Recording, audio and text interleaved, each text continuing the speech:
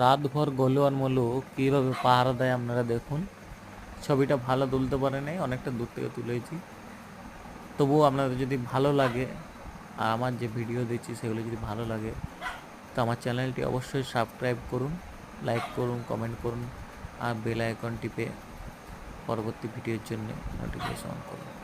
ধন্যবাদ।